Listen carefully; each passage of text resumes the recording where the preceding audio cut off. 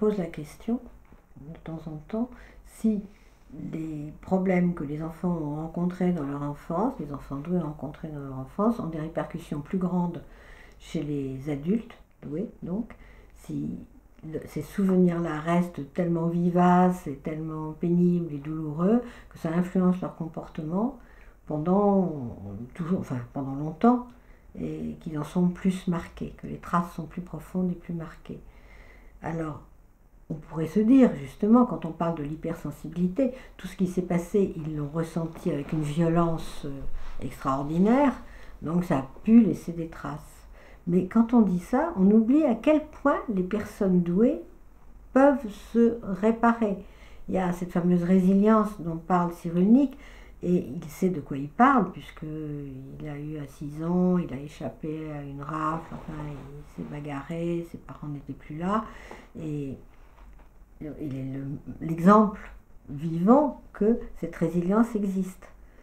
Quand on dit mais les parents qui battent leur enfant laissent des marques physiques et morales telles que plus tard ces enfants seront eux-mêmes des parents bourreaux, et c'est l'excuse qu'on leur trouve.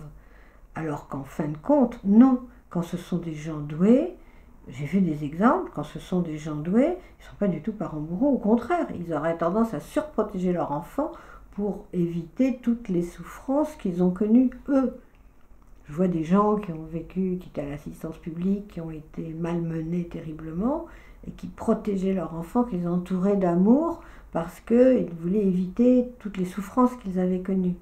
Les gens doués se réparent bien, ils se reconstruisent, ils ont, comme on avait parlé une fois d'altruisme, de générosité, ils sont guidés, c'est comme un fil conducteur qui les guide pour aider les gens, et en même temps on parle de sensibilité à la beauté, de sensibilité à l'art, et encore c'est un autre fil conducteur, ce sont des choses qui les aident à se reconstituer, ils ont souffert, certes, ils ont des marques qu'ils garderont toujours, mais ce n'est pas ça qui va les empêcher de se construire et de construire une vie intelligente, une vie intéressante, parce qu'ils ont des capacités, ils ont un potentiel, ils peuvent puiser en eux cette énergie, puiser en eux cette vitalité comme un courant qui leur permet de se réaliser.